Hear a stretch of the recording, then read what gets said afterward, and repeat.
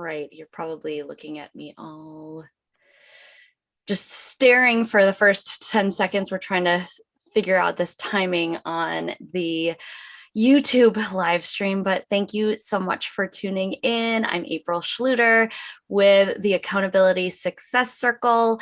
This is our webinar series. We are on number something 32.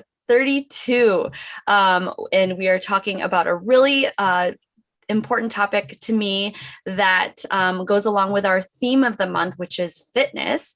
And that is creating a custom fitness plan that caters to your lifestyle and your goals. And we've got an awesome special guest, and I will bring her on in just a second, but just wanted to really quickly share, if you don't know about the Accountability Success Circle, we are a community that is focused on helping you accomplish your goals and personally grow just a little bit at a time every day to be the best version of yourself and just have fun and get stuff done. So if you don't know about us and are curious, please check us out at www.accountabilitysuccesscircle.com. And without further ado, let me introduce to you our special guest. Her name is Addie Zerrenner. She is a fitness trainer, personal trainer. She's a health coach and a running coach. She's actually my running coach. So I'm super excited to not be talking to her about how much I need to run and how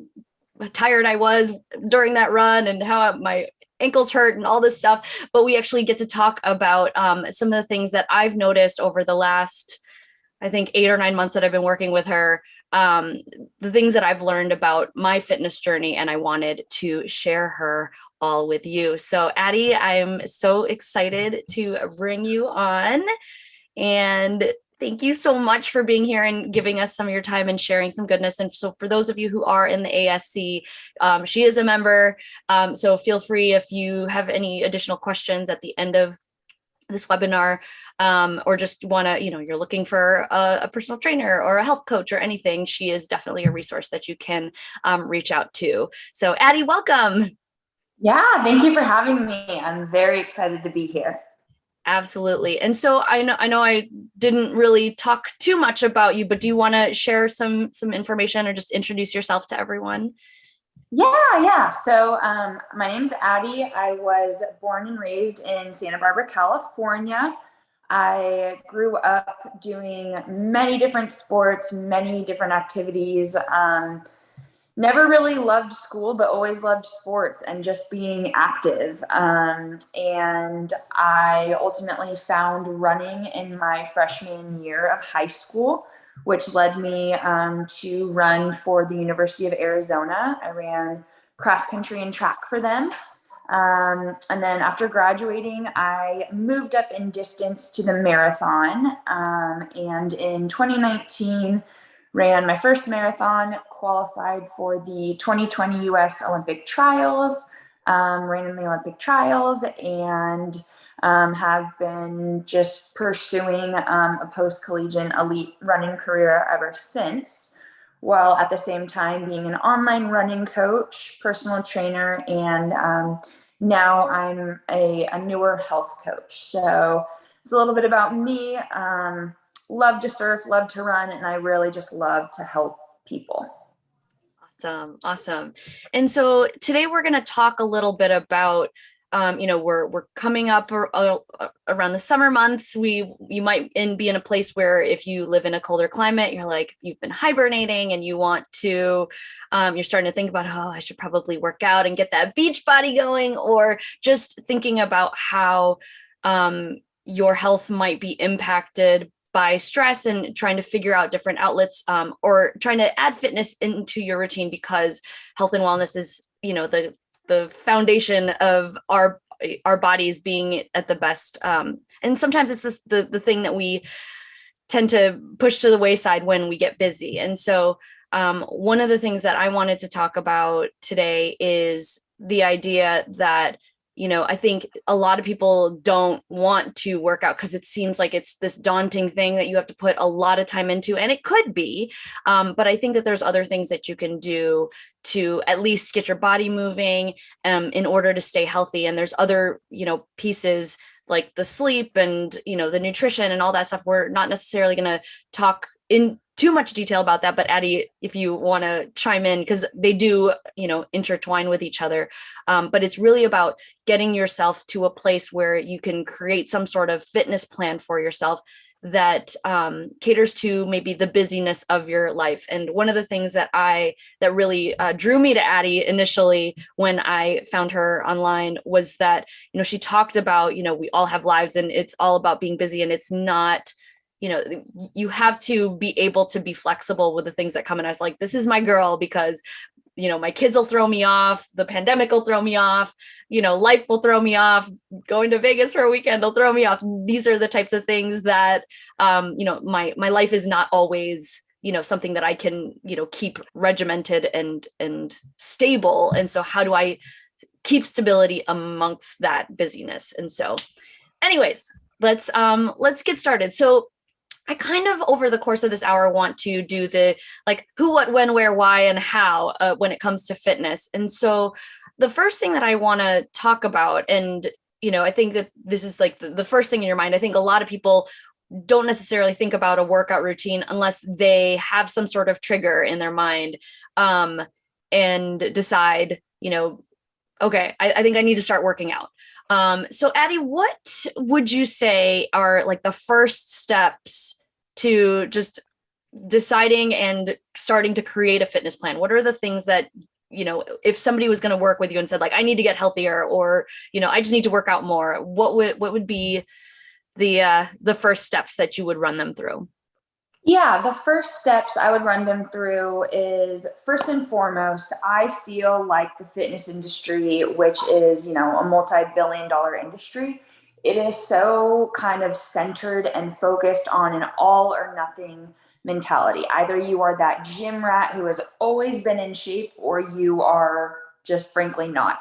And a big reason why I wanted to, step into the health and wellness industry, it was to help people and really just, kind of bring some color into that. It's not black and white. It's not all or nothing. So with that being said, just knowing why you want to be healthy, whether that's, I want to, for a lot of people, it's, I want to, look good, but your feeling, your health should be number one. So I find a lot of people say I just want to feel good. I want to be active for my kids, or I want to be a better friend, daughter, partner, whatever it may be. So just kind of really knowing why you are wanting to step into health, or just whatever avenue it may be. And then from there, I always just tell people, please, let's start slow. So many people come to me and they're like, okay, I'm going to work out 7 days a week. I'm not going to eat sugar or carbs, and let's go. And I'm like, no, we are going to work out, 2 to 3 times a week. We'll make, smaller dietary changes. But you can't go in it with just all of you, because then you will just get burnt out. Yeah. And burnout is going to definitely be a big part of this conversation after we kind of tackle all of the logistical things. And so, what I think about in terms of this is, yes. So what I'm hearing you say is, understanding your why. I mean, there's really got to be something that's driving you to want to start a fitness plan, because it is definitely a commitment. And I think, understanding what types of results that you want to achieve is also a next step of that. And I love how you were talking about, starting slow. I think that for anybody who's watching this, that might be thinking, okay, well, yes, I'm going to work out 7 days a week. And I think that's a lot of what people do in January. They're like, I'm going to have a fitness regimen. I'm going to work out all the time. So you're saying 2 to 3 days a week is good. In terms of a schedule, is there a bare minimum amount of fitness that's going to be impactful if somebody was like, I don't have time to even work out 3 days a week? What would you suggest for somebody like that? Yeah, what I would suggest is trying to find 30 minutes. Ideally we want 30 minutes of some type of movement daily.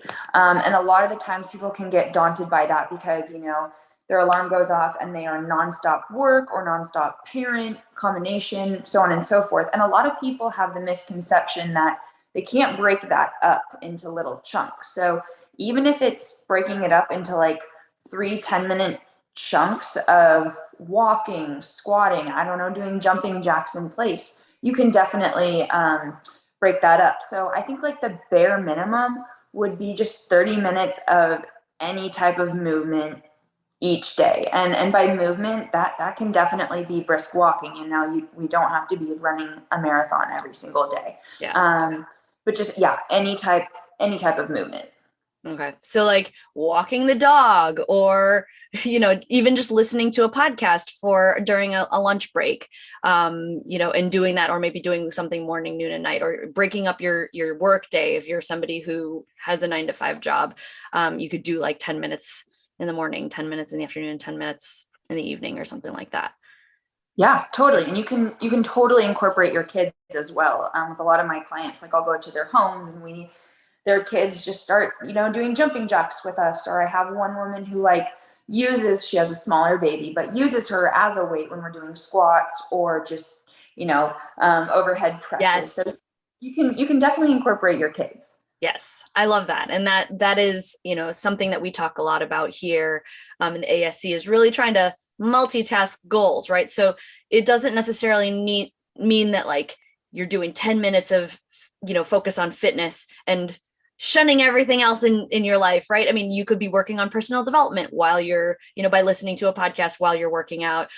You could be, you know, watching TV while you're on the treadmill or something like that. I think that and then, you know, that's your fun. And so that's a really good thing to think about. Okay, so 30 minutes per day. Now, let's say if when it comes to actually starting to see impact based on the results that you want. So I think, you know, sometimes I think when people are wanting to do certain workouts, there's either the, you know, they want to lose weight, or they want to build muscle, or they want to be more flexible, or they want to tone their body. Like those, are there any other types of results that people would want to see from a fitness perspective?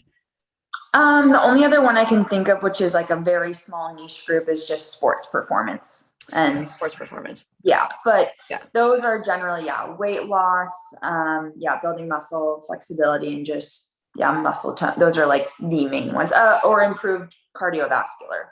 Improved cardiovascular. Okay. Yeah. We'll add that to my list. Improve. I'm going to type that cardio.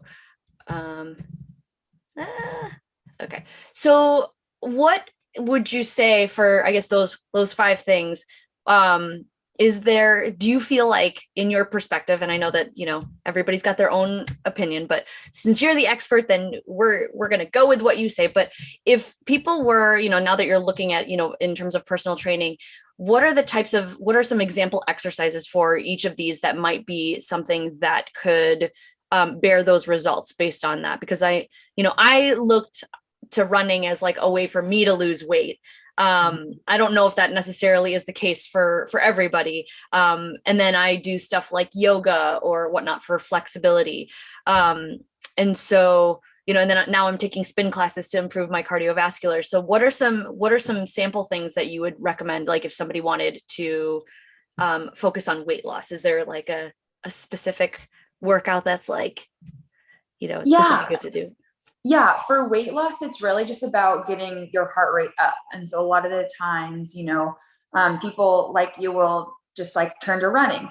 But a lot of the times, running is so hard on your body. So a lot of the times, if you are trying to lose weight, you might have extra weight that when running might not be the most kind on your joints. So I just tell people it's just about getting your heart rate up. So that can be in the form of running, you know, swimming, cycling, HIIT classes, which is high intensity interval training, or even just brisk walking. But really just trying to get your heart rate up so that you are burning more calories and then, you know, consuming less calories than you are burning. Sorry, I didn't have enough coffee this morning. I just had a little bit of a brain fart there.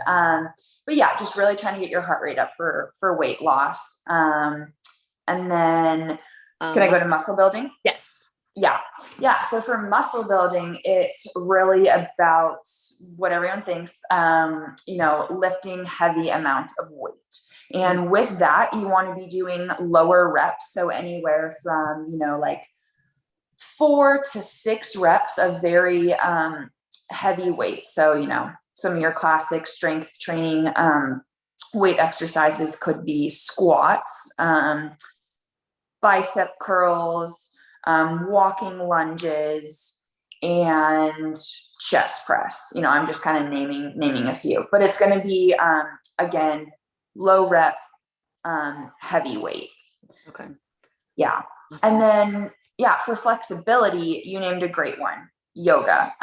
Really with flexibility, you have to think about your muscles as a rubber band. So when you want to improve your flexibility, I just always kind of give the analogy, if you were to put like a rubber band in the freezer and then, let it sit there for 2 hours and then you take it out and then you stretch it, it's going to be like, it's not going to feel, good and like supple. So you really want to, warm up that rubber band and then stretch it. Your muscles are the same way. So a lot of the times, stretching after you have, done some movement, even if that's walking, it's going to allow those muscles to be able to stretch better.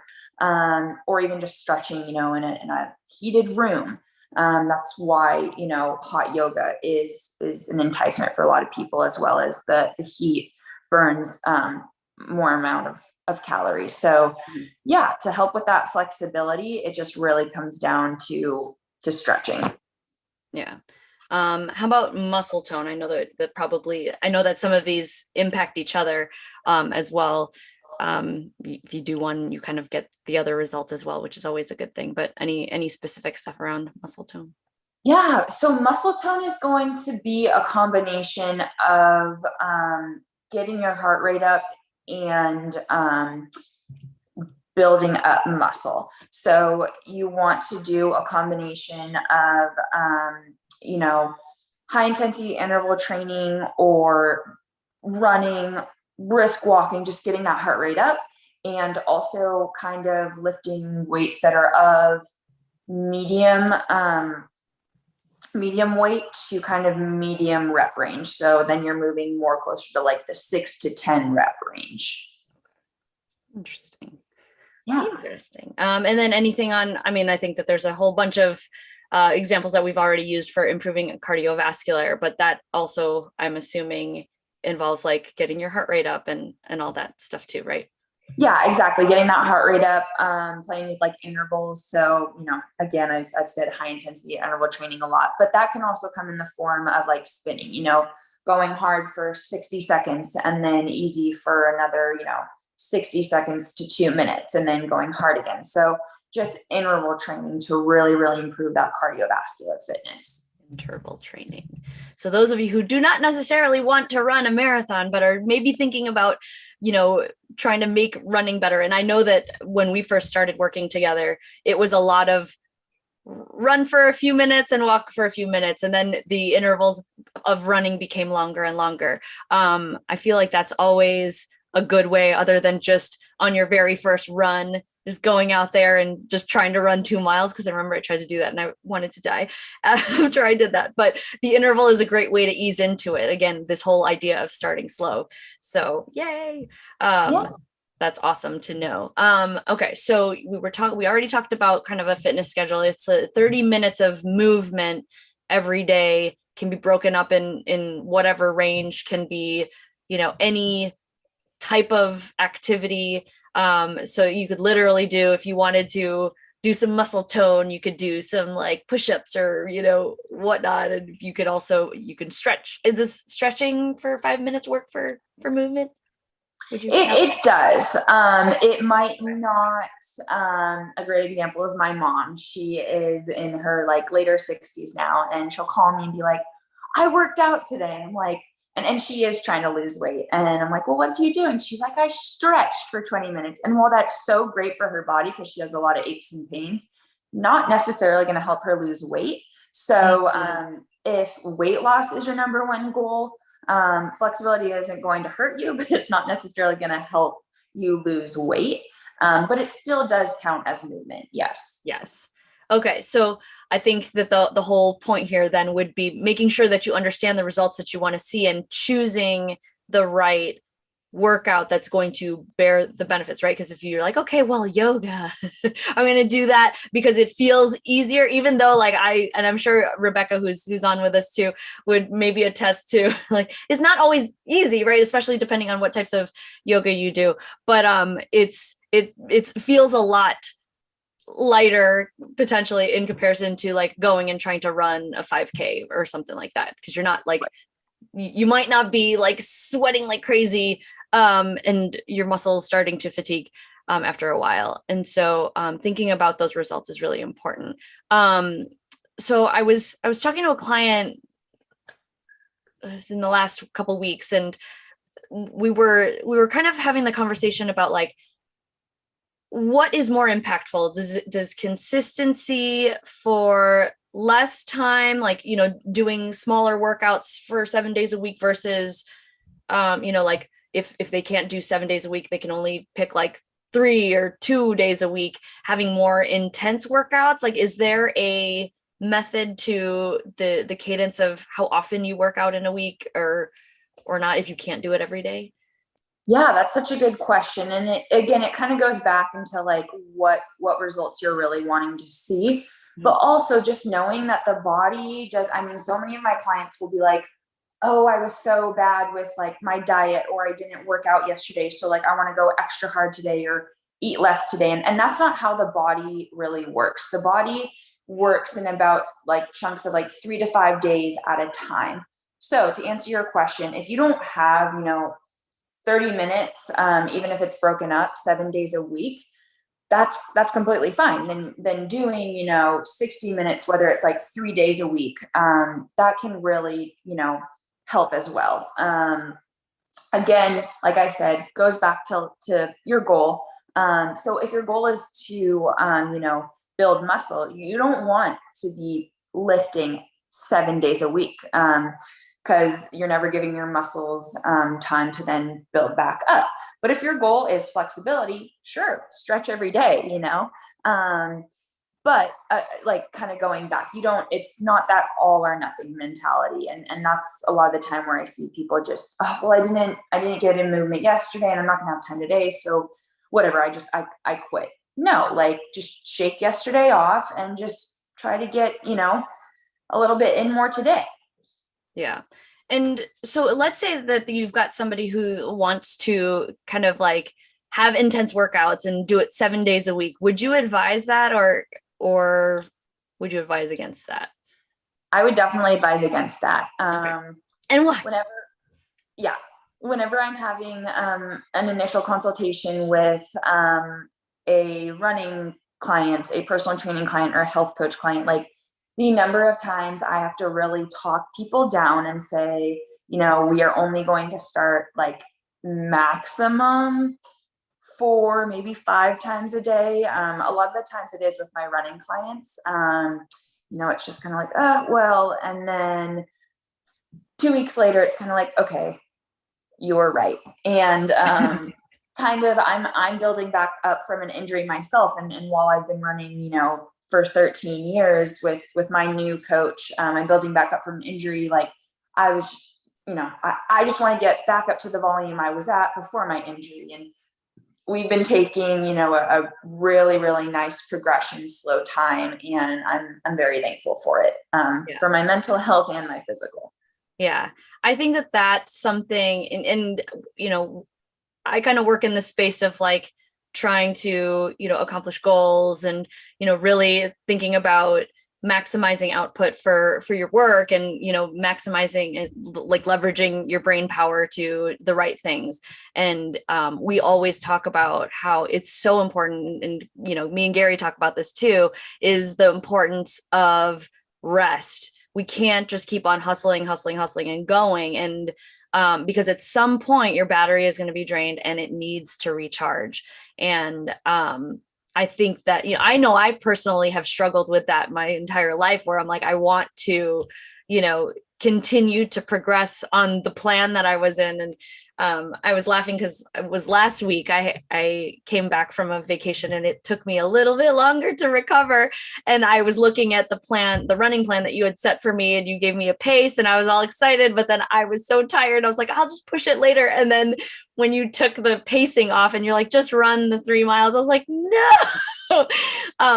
Because I wanted to like push myself, but you're like, you're still recovering. And I did notice throughout last week that, I really, made sure to focus on catching up on sleep, which is rest. Right. And, then I didn't push myself, even though I knew that that was the original plan for me. And I feel so much better now for it. And so it's one of those things where in the moment you're like, you have this momentum and you're excited and you want to push yourself, but then it can also, not serve you in the long run. And so I think, understanding the importance of the rest, if you are doing more intense workouts, is super important, right? Yes. Yeah. And a former coach of mine, and I still I've stole it, and I tell it to clients all the time. He would constantly tell me, just because you can doesn't mean you should. So just because you could go out and like you're so tired, but like you have 30 minutes to go out and do this like run at this certain pace, doesn't mean you should. And I've been injured too many times to tell you that I'm still learning that principle, and I think I'm a lot better coach than I am receiver of that. So we're always our roughest clients, the people that we serve. We're the ones that struggle listening to our own our own advice sometimes, right? So I want to talk more about this whole principle of resting and really thinking about what it is for you, because I think that this is one of the big reasons why I wanted to have this conversation with you, because I know we talk a lot about burnout in ASC. We talk a ton about burnout and making sure that there's a little bit more stability instead of like pushing yourself to a limit and then having to crash hard later. But before I do that, I wanted to take a little quick break and see how everybody is doing in the chat. I know that Terry and Dee are here, and Terry had mentioned making sure that he said that keeping himself as healthy as he can and having as much energy as possible is part of his fitness goals. I also, I thank you, Rebecca, for chiming in the live chat to just recap some of the amazing things that we're talking about here. And I don't know if Gary and Rebecca, if you wanted to pop on, we'll take like a little mid webinar break to just share any thoughts and reflections from you guys about it. And I know that Rebecca is our yogi in the group. So, I mean, we talked about yoga a little bit there, and Gary, I know Gary and we talk a lot about burnout and all that. So if there's anything that's coming up right now, we can just take a minute and take a breather from the discussion and see if there's anything that's come up while you guys are hiding. I think for me, the thing that is coming up, just as important to work on like mindset as it is to work on, the various elements, because if you don't got that on lock, you're probably going to end up hurting yourself because you're going to try to work too hard, or maybe you're going to get down on yourself. So that's the thing that is showing up for me. Yeah. I feel like exercise, like it also almost like escalates some of your like mindset issues, right? Like when you're pushing yourself beyond your limit sometimes and you're like, oh, I don't want to do this anymore, you're having these conversations of the things that like come up. Because I know that as I train for like longer distances, like there's times where I'm like, 8 miles, I hate myself, why did I do this to myself? And then I do 10 miles the next week and I was like, oh, that's nothing. It's a very interesting dynamic of it is almost like brain exercise too. So there's like multitasking there, but that's what I feel from that. But I think that's an awesome takeaway, or awesome extra thought. Addie, you have anything to add to that? Yes. Oof, I could do I have done like a 2-hour podcast on mindset work. Just because if you're not right up here, you can't be right like anywhere. And it really is about, yeah, just having that healthy mindset. I think like that's something, you know, we all are always striving for. And, you know, you can be in your best, like, yeah, I've been at, you know, the pinnacle of like physical health before, but my mental health and mental mindset were not great. So, that's just a really great point. Yeah. Gary pointed it out. Yeah. Rebecca, you got anything that's come up in the Oh, last? well, I mean, on that note too, just like that reminder of the way you do something is the way you do anything. So it is true of also kind of in that mental fitness, like what Gary was starting to touch on there, of, you know, just watching your patterns. And I think exercise is such a great way to also just have another avenue of looking at what are some patterns of your whole self, the mental way you do things, the physical way you do things, the emotional way you do things, the energetic way you do things. I mean, it's all, so it's just another little training ground for, okay, how do I exercise? If I'm all or nothing here, probably in some other way or some other part of my life, I'm all or nothing. And I see it in yoga. I've seen it. I did a podcast too recently with my friends who are hormone coaches now, do a lot of women's hormone health.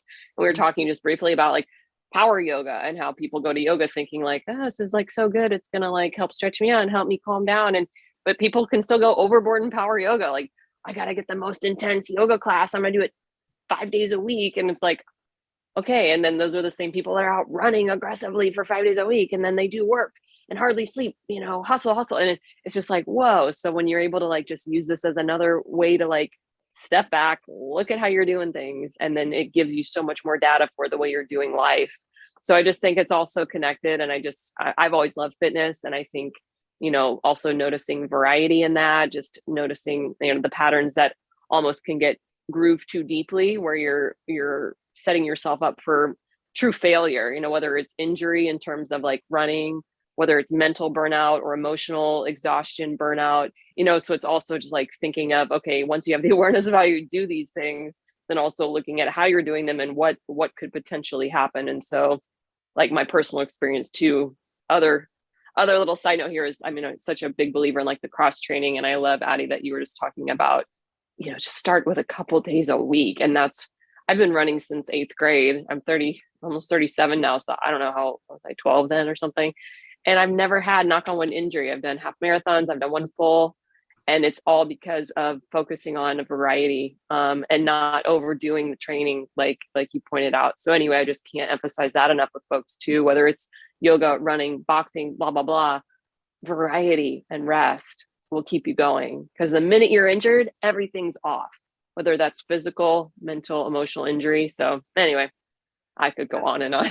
Yeah, and we will. And maybe Rebecca, you need to be part of the conversation for this whole burnout piece, but we're going to talk a little bit about that too, coming up. And so for those of you who are here live and have any questions, when it comes to, you know, trying to think about what's part of your fitness plan, you know, feel free to throw that in the chat and we'll do that. But I'm going to get back to some of the content.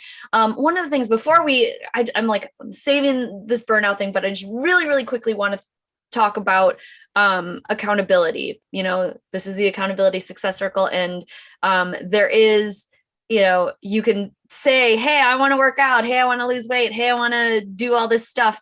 But sometimes it's just hard to do. And so I think for people who really want it, it may be, you know, easy to motivate yourself to get on the pavement and start running, or you know, go and do that, you know, P90X video or whatever that is that you decide to do that is, you know, in the comfort of your home, or like hop on your Peloton, whatever that is.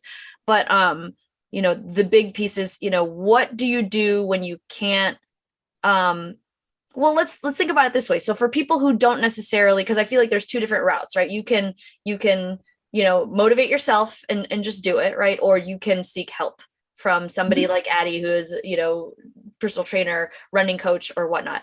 I personally know that if I didn't have Addie to tell me to run or tell me what to do, I would make excuses till the end of time. And I would be not making the progress that I have over the last how many months that we've been working together. So Addie, what do you think in terms of accountability? What is, for people who might not either have the resources or choose to want to just do it on their own. Like, what are some tips that you might give to have somebody help them hold themselves accountable to doing the thing? Yeah. So my first piece of advice, and you kind of touched on it, is like identifying if you are intrinsically motivated, meaning like you are going to motivate yourself, or you're extrinsically motivated. So you need a coach, a workout buddy, identify which one you are. You can even be a combination of both. And so knowing, how to blend that. But sometimes even if you are intrinsically motivated, you might need a coach. Like I'm a little too intrinsically motivated. So if I didn't have a coach to rein me back, like it would be a disaster. So I think just like identifying, which one you are, and then sitting down and just like being realistic with either like time, finances of what route you want to go. Even if that's just, a buddy, and that buddy can like, I don't, even be your kid. Like, hey, could you check in like 3 times a week if I've done this? Or just like, when I was younger, I'm a very visual learner, kinesthetic. And so I would like write out little charts and like check them off. And then from there, just something that really helps me, especially, it's the winters here are so rough. No, I'm kidding. I live in Southern California, but sometimes they are, because I'm a little princess. And I just constantly remind myself of my why. Why am I doing this? And just reminding myself of my why, reminding myself of my goal. It really helps me to get out. It also, another really big thing in terms of accountability is reminding myself that it's only a small part of my day that I need to go do X, Y, and Z. And the other one is I always ask myself, especially when I am just kind of really struggling, will I feel better if I do this, or will I feel like worse if I don't? And sometimes, that can change day to day. Like, cause sometimes I am sick and I'm like, oh, should I go to work? Like, the answer obviously now is no. Or, should I go for that run? And it's like, do I think it'll clear out my sinuses and make me feel better? Sometimes maybe. And a lot of the times it's no, I need to rest. So yeah, I think my 3 biggest pieces of advice are finding out what motivates you, reminding yourself of your why, and asking yourself if doing this activity at hand is going to make me feel better or worse after. Yeah. Yeah. And then when it comes time to like looping people in, Addie mentioned like you can get a buddy if you're looking to try to do something that is low cost, but you want to, that you can't motivate yourself. Having a buddy, and this all works too with any goal that you have, right? And then if there's that place where you're like, okay, I think I need to make some sort of investment, it's really surrounding yourself by people who have a similar goal, which could be like going to a class with multiple people who are doing the same thing.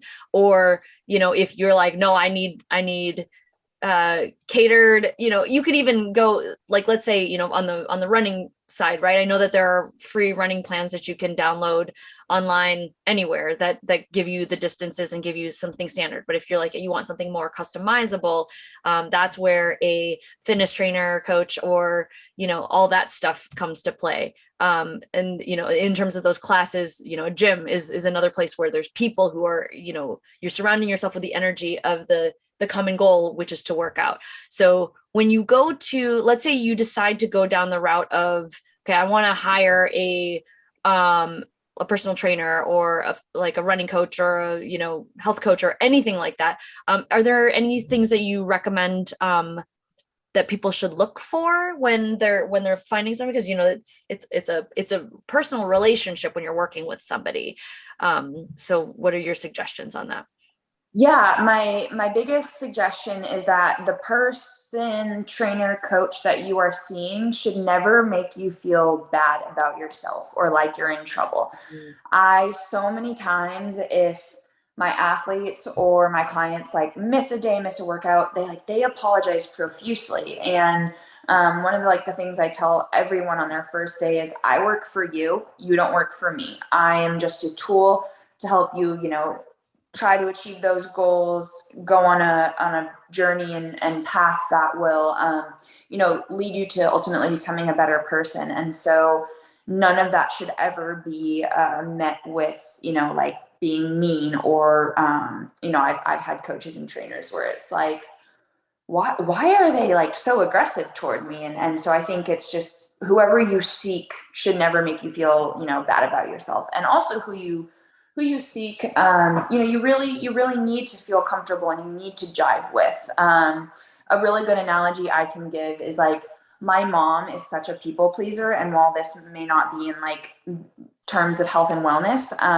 she will be so loyal to like a hairdresser or whoever like waxes her eyebrows, and she'll come home looking like ridiculous. And I'm like, what is going on? And she's like, I just don't want to hurt their feelings. I'm like, this is your life. Like, and so if you're going to a coach, a trainer, whatever it may be, and like you're dreading it, or you just like, they're a great person, but like they're not motivating for you, or they're a little too, aggressive, like, please switch, because you're not doing it for them. Again, you're doing it for you.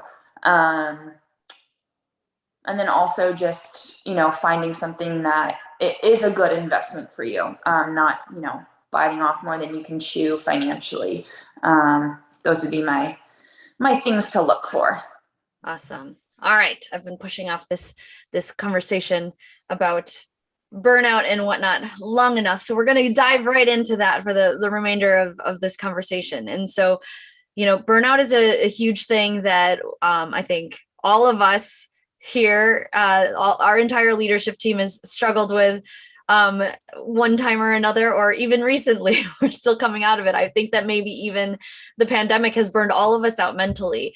And, I think this is, this can transcend the fitness realm, but just burnout in general. And I think that, there's been times that, you might have things that are going on in your life and you are also trying to have the fitness goals on top of them. But I think, at some point you can get to this place where you're doing too much and you need to take a step back. And it's sometimes hard because you're maybe in these routines and you don't, and I'm saying this as somebody who's struggling with this as well on a daily basis, but things that come up such as like illness or fatigue or pain. And you're trying to fight through it because it's just what your body is accustomed to doing. And so, but I think that, trying to push through it can lead you to a path that is, detrimental rather than beneficial.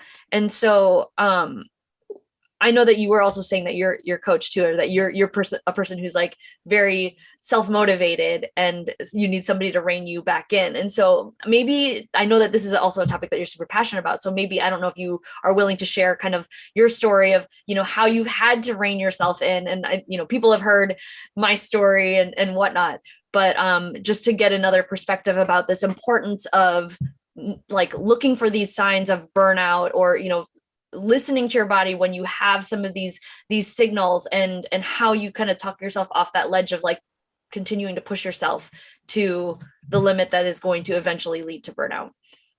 Yeah. So I'll preface this with like, I am a super open book, and this is a topic that I am very passionate about, just because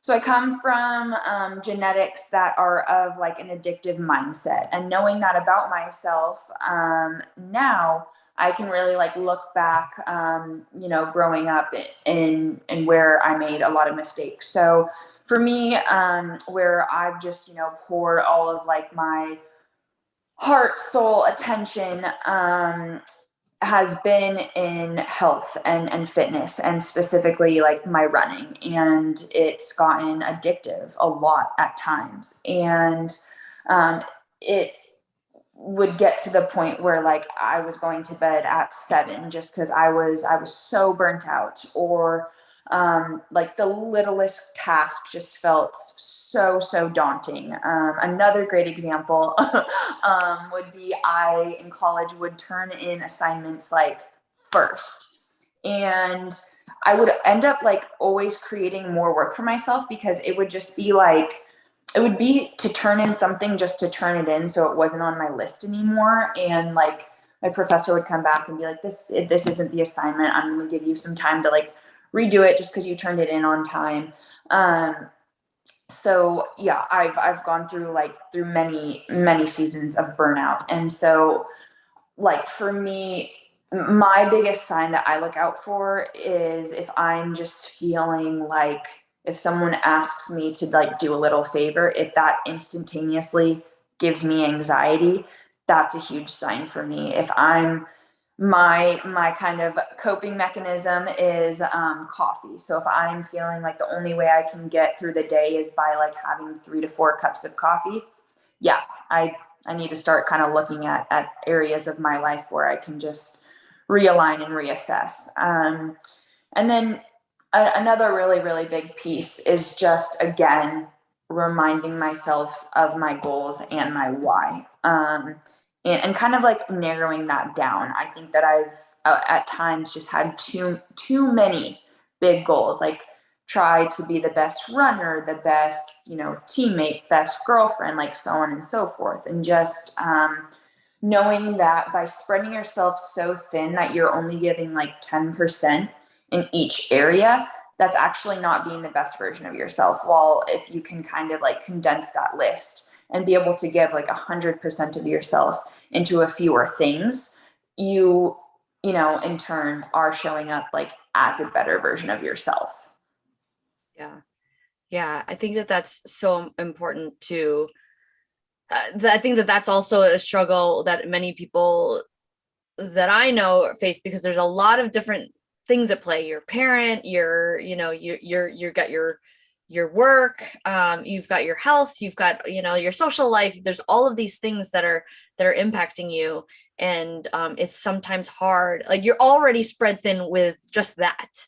And so, I'm definitely cut from the same cloth in terms of like, I want to be in music and I want to do this and I want to do that and I want to run. And it gets to be too much. And I feel like my 30s and this, or no, not necessarily my 30s, but, my later 30s and this first portion of my 40s has been like saying no to things and like cutting things out and really trying to force myself to not go to that extreme route, because I am definitely spreading myself thin. And so thinking about that, so you were saying that your trigger this, and it just, I was like, kind of like, amen, I feel that way too, is when somebody asks you to do something that's like very simple and you're just either rolling your eyes or you're like, oh, this is too much work. That can definitely be a sign. I love that, because that I feel like that every day. So I'm like, oh my God, does that mean that I'm burnt out? But it's that signal where you're doing too much, and really thinking about your emotions is huge, right? Mm-hmm. So what happens when I'm thinking about things that you might not necessarily be able to control, and being able to like listen to yourself and not pushing yourself to burnout. So for example, I have been complaining that my ankle has been bothering me for like since November, and it kind of ebbs and flows. It's nothing to the extreme, but I feel like it's one of those things that I'm like, I just want it to go away so that I can go run faster. And I don't know if you are holding back on trying to push me harder, because every time I bring up that pain happens, but like I'm sitting here trying to like nurse it to health and hope that it goes away. But then when the second that it starts to feel like, oh no, this is hurting me more than usual, like I'm at a place where I'm like, I don't know if I want to tell Addie, because I don't want her to I want her to continue to push me. So what would you say to people who are like trying to like mask either a potential injury or or whatnot to kind of put them in their place or put me in my place?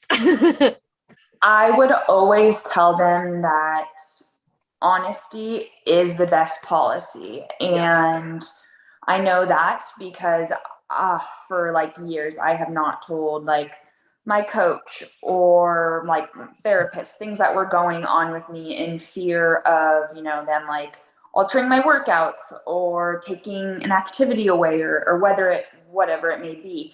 And not only am I in physical pain, but I'm also in mental pain from the anxiety of not necessarily lying, but withholding information. Yeah. And then in terms, it just like bites me in the butt, physically and then just mentally. It leads to even more burnout because I'm just like holding on to this thing.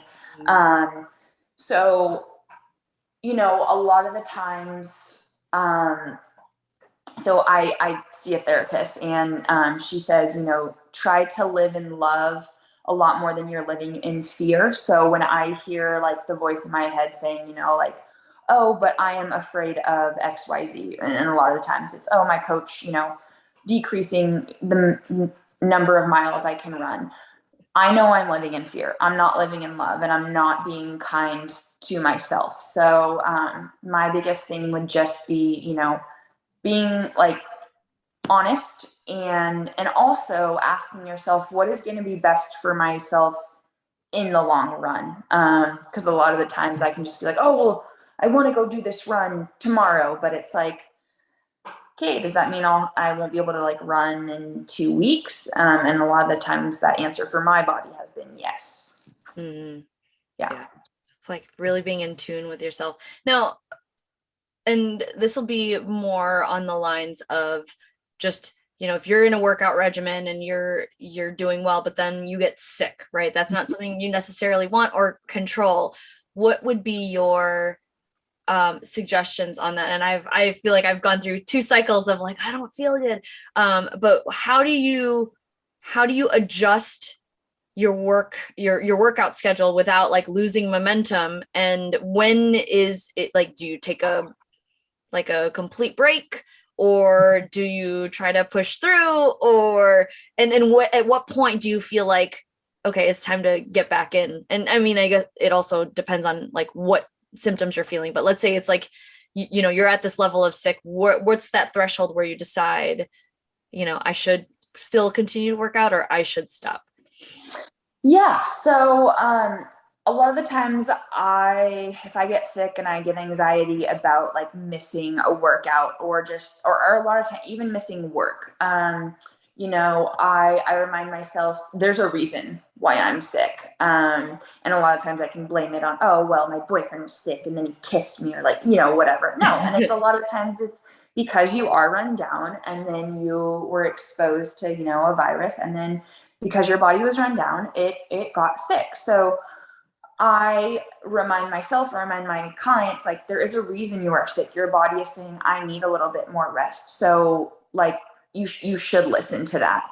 And a lot of the times, if you just have a stuffy nose and you're like, everything feels good. And then I feel like I can still, work out and not, get others sick, then okay, like, let's see how you feel after one workout. But if you are just feeling like the thought of working out even feels hard, not because you're not motivated, but because you're sick, then that's when we need to take like at least 3 days off, knowing that in those 3 days, you are not going to lose, a large amount of fitness.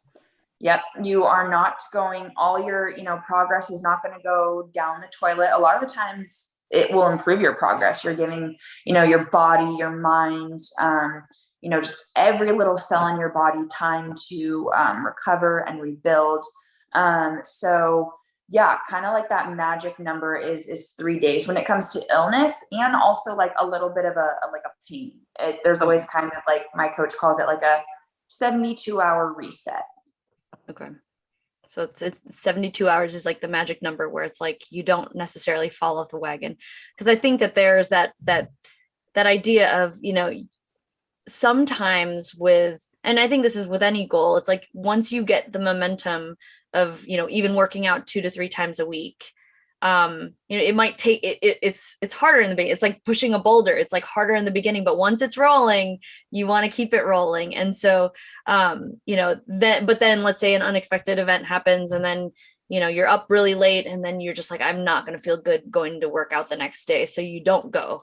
And then another day goes by, and you're like, it's still, it's really, really hard to get back into that momentum, but giving yourself that 72 hours, and knowing that then hopefully by that point, then you should be ready to jump back in. Would you say that after the 72 hours, it's like where you almost feel like you have to not necessarily start over again, but like it's like kind of reigniting that momentum wheel?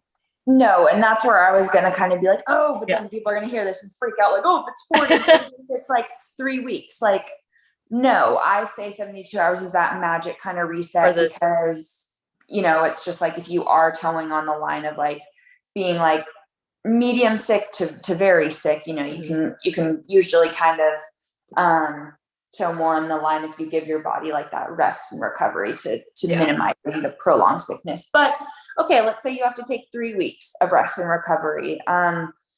Know that you are already farther ahead than when you initially started, right? Because you already have like the mindset, you already have the goal, you already have your why. So is all of that progress and momentum, just again, down the toilet? No, it's not. And a lot of the times I think that's where people just get overwhelmed and stop completely, because they feel like all progress is lost. And it is not. You do need to go into it slowly again. And in going with it slowly, you just need to like drop all comparison of where you were at initially, and also just drop any emotion you have toward like anger toward life that this happened. It's like, it happened. Okay. Like let's just go forward. Yeah. Okay. That's a good clarification and good reset. And so, and I know that we're almost out of time, but I wanted to kind of end on this one thought, and then I'll bring back Gary and Rebecca to say goodbye and all that stuff. But, let's say somebody who's watching this is like on this verge of like, okay, I have been stagnant maybe the entire pandemic or the entire winter or however long, or I've experienced something where I'm starting to feel like I'm hitting rock bottom and I haven't been in a fitness place. So where do I start, or how do I start? And this kind of comes full circle with like the first question I asked you is like, what are the first things that you need to think about? But do you have any words of inspiration for people who are like, yeah, I know that I need to do this, but I'm just not doing it? Because that's the big excuse that we hear, in our community of just, wanting to do something. And it's like, the idea of it is great, but like, I'm just not making the moves. So do you have any thoughts or words for people like that, who are like, they know that this would be good for them, but they're just having trouble getting, turning the ignition on? I certainly do. And the best analogy I can give, so I'm 26 and I'm just starting to get into like the mindset of investing money. And it overwhelms me to like paralysis. Like, I don't even know where to start. I don't even know who to contact. Like, wait, I have to set up another account. Like it overwhelms me. And so what I've done is I've like sat down, listed out goals, and then I've really started slowly, and I've started doing things like weekly, like, okay, contact this person, or I want to read one article this week about this. So again, it would be in terms of health and wellness, not your stocks, because please don't take advice from me about your finances. But the biggest thing would be to set a goal, and in that goal, know your why behind that goal. And then from there, find what's really going to motivate you and what's going to hold you accountable. If that's a buddy, if that's a paid trainer or coach, or just like an online plan. And then like the last thing that I've, just said like 10 times during this is just starting slow and then building upon each block of that. I love that. I love how it is like just a really, really great summary to come full circle. And it's what I think is so important to also know about this is that, this webinar was super focused on fitness, but it can be the same strategies other than, like going and increasing your heart rate, right? The same mindset applies. And so really, really thinking about that, that kind of bottom layer of like really focusing on your mindset and really understanding how to set goals, making slow progress, like all of that can apply to any goal that you have in life. And so, but with our theme of fitness, I thought we would talk a little bit more fitness because we haven't done that in a while here in our group. But Addie, thank you so much for spending an hour of time with us today. And I'm sure that Gary and Rebecca also appreciate that. I don't know if you guys wanted to come back on and say anything else as we wrap up, but again, this was a focus on creating custom a fitness program that caters to your lifestyle and your goals. And any last thoughts, Gary and Rebecca? No, I thought it was awesome. Oh my gosh, Yeah. Such a wealth of info, and I'm confident our tribe who are watching live and on the replay are getting so much from that. I know I was just taking so much notes. So thank you so much, Addie. Yeah, thank you. Rebecca, anything from you? No, I think it was awesome, and you're so wise with the life you've lived so far, and all of that was just spot on. I feel like I've been exposed to a lot of this through the years, so I really, really value your words and appreciate you being here, and like ditto to everything Addie said. I mean, I totally cannot agree more with all of that, and I think more of that needs to be shared because I think it is this common kind of misconception of people of whether they want to get into running. I mean, anyone can go walk or run a half marathon if they want to, but it can be so daunting. So I love the way you included like just setting the goal and the baby steps, and then also just not overtraining. It doesn't mean you run every day a ton of miles, So I just really appreciate your approach to all this too, from that standpoint as well. Thank you. Yeah.